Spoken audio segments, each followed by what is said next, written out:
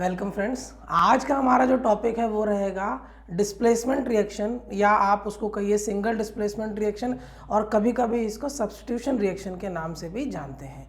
तो चलिए शुरू करते हैं डिस्प्लेसमेंट रिएक्शन।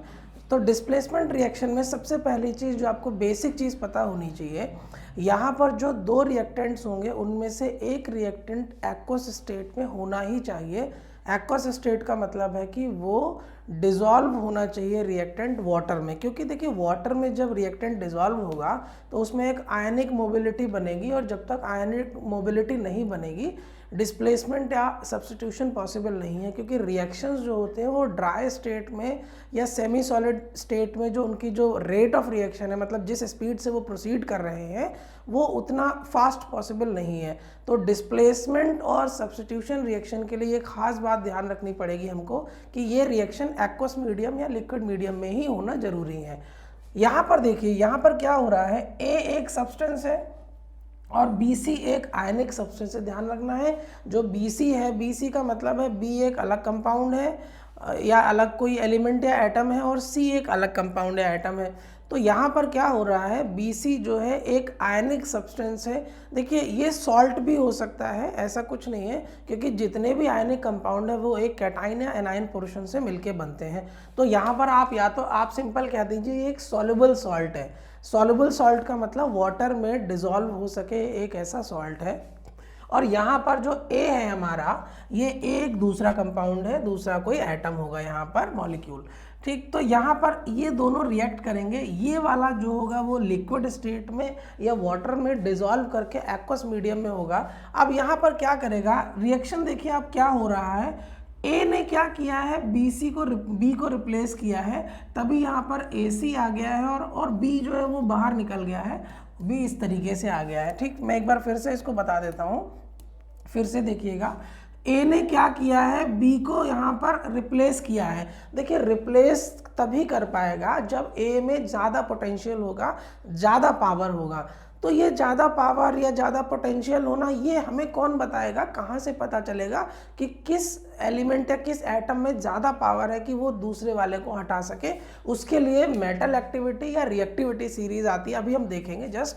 तो ए ने क्या किया है, बी को हटा दिया है, क्योंकि ए का जो पोटेंशियल है वो बी से ज़्यादा है, और बी हट जाएगा और इस तरीके से AC बन जाएगा, और बी जो है वो बाहर निकल के क्या हमारा हो जाएगा, उसमें से सॉल्यूशन में से बाहर निकल जाएगा। ध्यान रखिएगा ये जो एक्वस स्टेट है यही मेरा सॉल्यूशन को रिप्रेजेंट कर रहा है। अब आप ऐसे देखिए A और B, यहाँ पर एक्चुअली एक्वस लिखना चाहिए।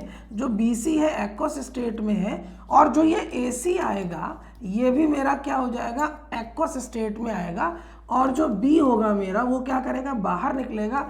और नॉर्मली ज़्यादातर जो बाहर निकलता है सब्सटेंस वो सॉलिड स्टेट में होता है या प्रेसिपिटेट कर जाता है। प्रेसिपिटेशन का मतलब होता है कि कोई रिएक्शन हुआ है और कोई रिएक्शन में जो सब्सटेंस बाहर निकला है वो सॉलिड फॉर्म में निकला है, और पहले तो वो सॉल्यूशन में रहेगा, लेकिन धीरे धीरे due to effect of gravity वो धीरे धीरे नीचे सेटल डाउन होता रहेगा। तो जो B वाला है ये सॉलिड होगा, और प्रेसिपिटेशन के लिए हम एरो जो है वो नीचे की तरफ करते हैं, और या फिर कुछ कुछ जगह पर लिख भी देते हैं प्रेसिपिटेशन PPT के तरीके से, और AC यहाँ पर एक्वस होगा, ये आपको ध्यान रखना है। तो सब्स्टिट्यूशन डिस्प्लेसमेंट आपको समझ में आ गया होगा। दो रिएक्टेंट हैं, एक रिएक्टेंट मेरा एक्वस स्टेट में होना पॉसिबल है, दूसरा रिएक्टेंट मेरा उसके साथ रिएक्ट करेगा। वो जो दूसरा रिएक्टेंट है वो लिक्विड स्टेट में भी हो सकता है, सॉलिड स्टेट में भी हो सकता है, कोई ऐसी दिक्कत नहीं है। जब ये रिएक्शन होगा तो जो नया सॉल्यूशन बनेगा तो क्या होगा, वहाँ से जो एक सब्सटेंस बाहर निकलेगा वो सॉलिड स्टेट में निकलेगा और प्रेसिपिटेट होकर बाहर निकल जाएगा। तो चलिए आगे इसको कंटिन्यू करते हैं। डेफिनेशन आप देख लीजिए, a chemical reaction in which a more reactive element, यहाँ पर ज़्यादा रिएक्टिव कौन सा है, A, ठीक है ना। तो more reactive element A displaces और लेस रिएक्टिव एलिमेंट, A ने क्या किया है, B को डिस्प्लेस किया है। तो यहाँ पर अगर आप देखें लेस रिएक्टिव मेरा कौन सा है, B, तो A ने क्या कर दिया है, B को हटा दिया है अपनी जगह से, फ्रॉम इट्स कंपाउंड, इस कंपाउंड में से A ने B को हटा दिया है। ये डिस्प्लेसमेंट रिएक्शन हुआ। सब्स्टिट्यूशन रिएक्शन भी इसका नाम होता है, क्योंकि ये सब्स्टिट्यूट होता है। चलिए नेक्स्ट देखते हैं। इसके आगे एक छोटी सी चीज़ आपको जाननी है, ये हालांकि मैंने बता दिया, आप पढ़ लीजिएगा इसको। A is more reactive. जो इंपॉर्टेंट चीज़ आती है वो यहाँ पर आती है, both metals and non metals. Metal और नॉन मेटल दोनों ही इस रिएक्शन में पार्टिसिपेट करते हैं। ऐसा नहीं है कि ये रिएक्शन केवल मेटल के लिए पॉसिबल है, ये तो ऐसा पॉसिबल ही नहीं है। क्योंकि अगर आप देखें आयनिक जो कंपाउंड्स होते हैं उसमें एक कैटाइन का पोर्शन होता है और एक एनाइन का पोर्शन होता है। इन जनरल जो हम समझते हैं जो कैटाइंस होते हैं वो मेटल्स होते हैं, क्योंकि मेटल ही इलेक्ट्रॉन लूजिंग टेंडेंसी रखते हैं। तो कैटाइन हमारा मेटेलिक पार्ट हो गया है और जो एनाइन हो गया है वो हमारा नेगेटिव पार्ट, या फिर आप उसको नॉन मेटेलिक पार्ट कह सकते हैं।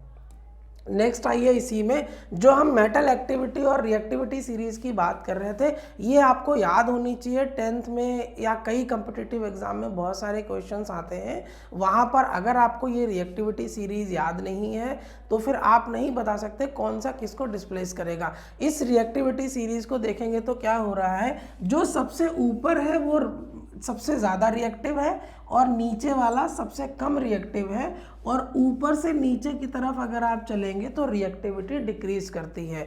तो जो मैंने बोला था ना कि पोटेंशियल ज़्यादा है, तो पोटेंशियल ज़्यादा होने का मतलब है कि highly reactive will displace less reactive. तो सबसे ज़्यादा रिएक्टिव है मेरा इस सीरीज में पोटेशियम, और पोटेशियम क्या है, सभी को आराम से डिस्प्लेस कर सकता है। तो पोटेंशियल जो है पोटेशियम का ज़्यादा है, क्योंकि रिएक्टिविटी सीरीज में ये सबसे ऊपर है।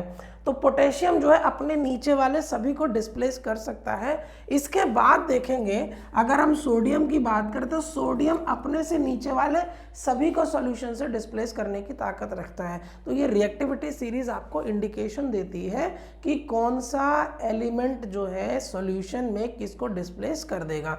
अब इसको याद करने का तरीका भी है, इसी को याद कई स्टूडेंट जो है दूसरे तरीके से भी याद करते हैं। उनका जो तरीका होता है वो केदारनाथ का माली आलू ज़रा फीका पकाता है, ठीक है। तो यहाँ पर क्या होता है, ये वाला और ये बीच वाले जो है वो छूट जाते हैं, तो वो भी सही है, ऐसा नहीं है कि वो सही नहीं है। लेकिन इसमें क्या होता है, इस सीरीज़ में थोड़े ज़्यादा सब्सटेंसेस ऐड हो जाते हैं, तो हमको एक ज़्यादा पिक्चर क्लियर हो जाती है। क्योंकि वहाँ पर अगर उस सीरीज़ को आप याद करेंगे तो निकेल और टिन उसमें आएगा ही नहीं कि, तो यहाँ पर आप इसको इस सीरीज़ से याद करिए। अगर आप उससे याद करते हैं तो ठीक है, आपको बस थोड़ी सी एक बेसिक अंडरस्टैंडिंग चाहिए होगी, आपको कुछ चीज़ें एक आध एक्स्ट्रा याद करनी पड़ जाएंगी। अगर आप इसको देखेंगे तो आप एक सीक्वेंस में ही याद कर लेंगे।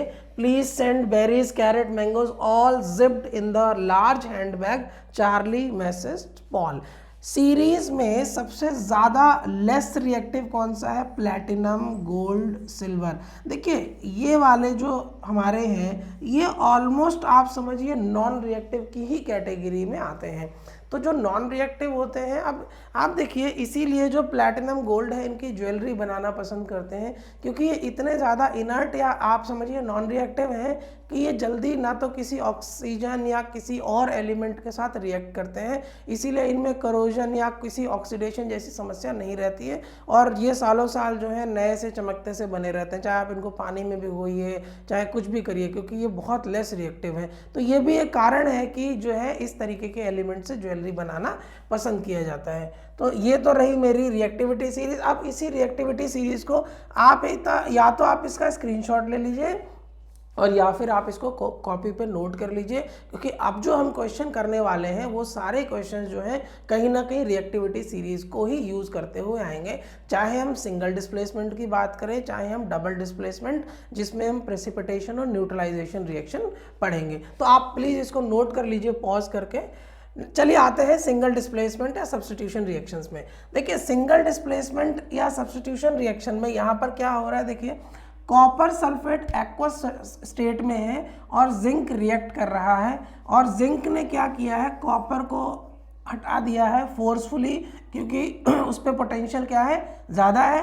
तो सॉल्यूशन अभी जिंक सल्फेट का बन जाएगा और कॉपर जो होगा वो सॉलिड स्टेट में प्रेसिपिटेट होके बाहर निकल जाएगा।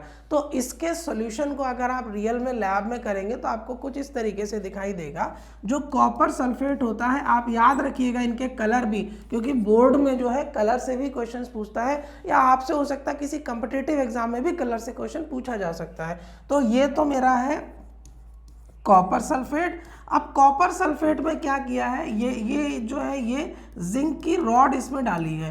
कॉपर सल्फेट में जैसे ही जिंक की रॉड डाली है तो जिंक क्या होगा, खुद सॉल्यूशन में डिसॉल्व होने लग जाएगा। जिंक सॉल्यूशन में डिसॉल्व होने लग जाएगा। अगर मैं इस कॉपर सल्फेट को देखूं तो क्या हो रहा है, जब ये एक्वस स्टेट में है तो कॉपर के 2 आयन पॉजिटिव और SO4 के 2 आयन, ये आयन्स क्या होंगे, सॉल्यूशन में होंगे। अब जैसे ही आप जिंक रॉड डालेंगे तो यहाँ से क्या होगा, Zn2+ सॉल्यूशन में डिसॉल्व होगा और ये जिंक और ये सल्फेट मिलके जो है सॉल्यूशन बना लेंगे।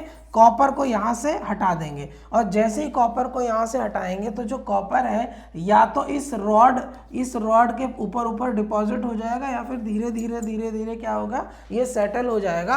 और देखिए जैसे ही जिंक रॉड जो है सॉल्यूशन में आती है तो जिंक आयन डिसोसिएट होकर सॉल्यूशन में जाते हैं। तो जो जिंक रॉड है वो धीरे धीरे खत्म हो जाएगी, डिकम्पोज हो जाएगी, टूट के सॉल्यूशन के अंदर आ जाएगी, क्योंकि उसने तो एक एक्वस सॉल्यूशन बना लिया है। तो आप देखिए यहाँ पर जिंक रॉड खत्म हो चुकी है और जो कॉपर है जो सॉल्यूशन में है वो कॉपर प्रेसिपिटेट होके बाहर निकल जाएगा। तो अब ये जो सॉल्यूशन है, ये जो सॉल्यूशन बना है ये ZnSO4 का बन गया है और ये जो है वो मेरे पास कॉपर बन गया है। तो रिएक्शन देखिए zinc plus copper sulphate ZnSO4।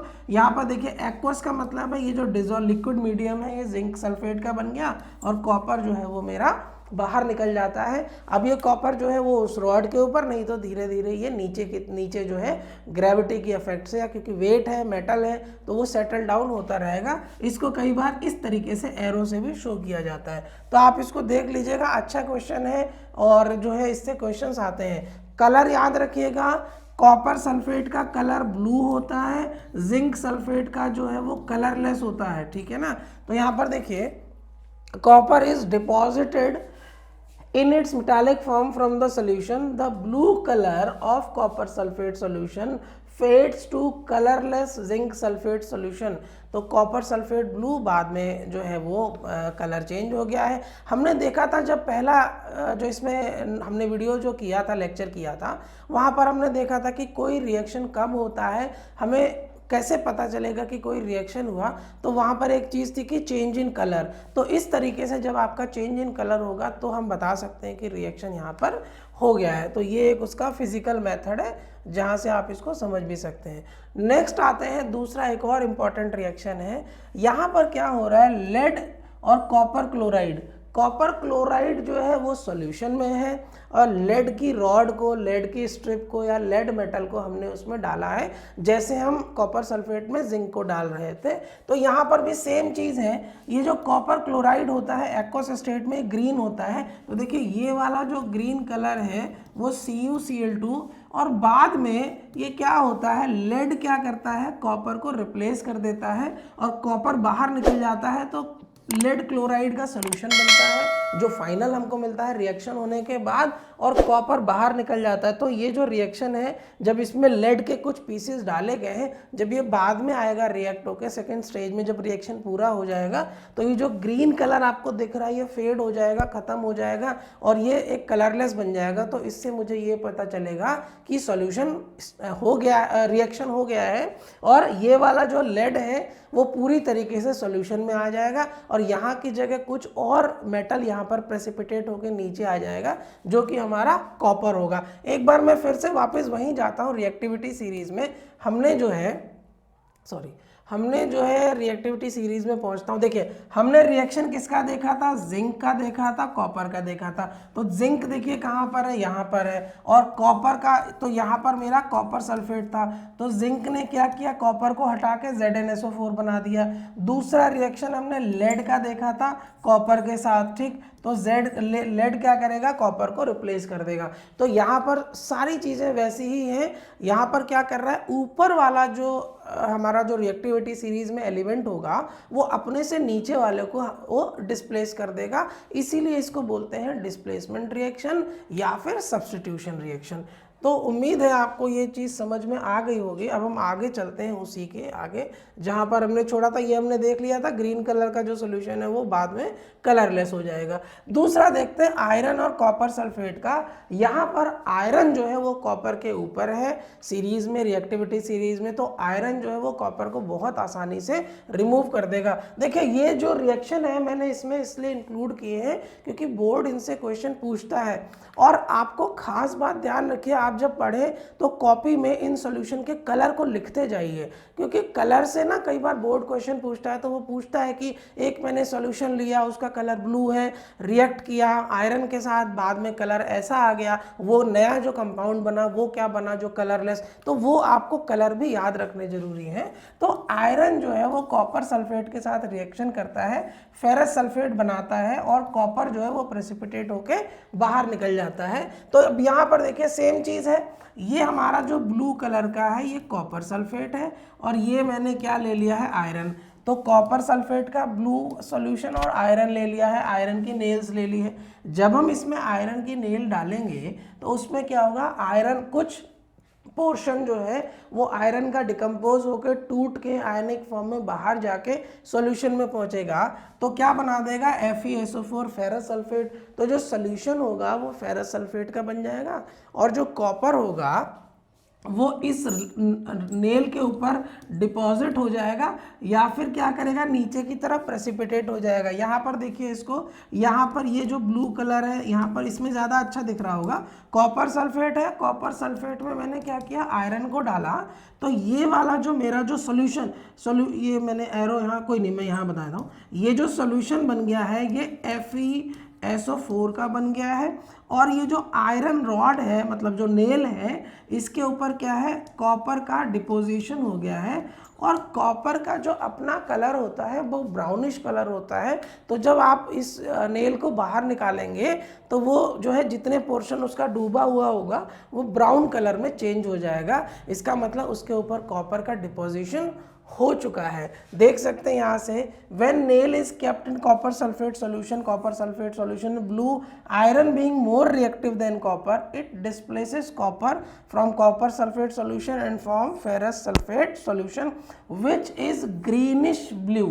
ये देखिए कुछ कलर जो है इसका ग्रीनिश ब्लू टाइप में आ रहा है। तो आपको कलर याद रखना, कॉपर सल्फेट का कलर जो होता है वो ब्लू होता है और फेरस सल्फेट का जो कलर होता है ग्रीनिश होता है। और यही फेरस सल्फेट जब क्रिस्टल फॉर्म में होंगे तो ग्रीनिश ब्लू ना होके ग्रीनिश कलर रहता है, ठीक। तो ये आपको कुछ कलर भी ध्यान रखने चाहिए।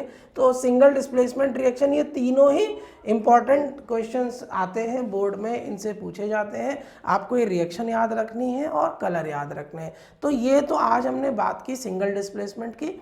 अगले वीडियो में हम बात करेंगे डबल डिस्प्लेसमेंट की, जहां पर हम प्रेसिपिटेशन और न्यूट्रलाइजेशन रिएक्शन देखेंगे। प्रेसिपिटेशन रिएक्शन और न्यूट्रलाइजेशन रिएक्शन में आपको एक खास जो इम्पॉर्टेंट चीज़ ध्यान रखनी है, वो प्रेसिपिटेशन रिएक्शन में सेम हो रहा होगा। जो देखिए यहाँ भी प्रेसिपिटेट हो रहा था सिंगल डिस्प्लेसमेंट में। तो सिंगल डिस्प्लेसमेंट में क्या हो रहा था कि एक मेरा आयनिक कंपाउंड था जो मेरा सॉल्यूशन था और दूसरा मेरा सॉलिड था। अगर पहला वाला जो आयनिक कंपाउंड है जिससे मेरा सॉल्यूशन बना है और दूसरा जो कंपाउंड जो मैं सॉलिड ले रहा था, अगर मैं उसको भी लिक्विड लूँ या एक्वस स्टेट में लूँ, तब जब वो डिस्प्लेसमेंट होगा वो डबल डिस्प्लेसमेंट होता। तो सिंगल डिस्प्लेसमेंट में क्या हो गया, एक सब्सटेंस या एक रिएक्टेंट आयनिक होगा एक्वस स्टेट में, दूसरा सॉलिड होगा। डबल डिस्प्लेसमेंट में दोनों ही आयनिक होंगे और दोनों ही एक्वस स्टेट में ही रिएक्ट करेंगे। तो ये प्रेसिपिटेशन। बाकी न्यूट्रलाइजेशन रिएक्शन से बोर्ड आपसे क्वेश्चन पूछता है, इसके प्रैक्टिकल एप्लीकेशंस बहुत सारे हैं तो वो हम एक एक करके देखेंगे। तो चलिए मिलते हैं नेक्स्ट वीडियो में। Thank you.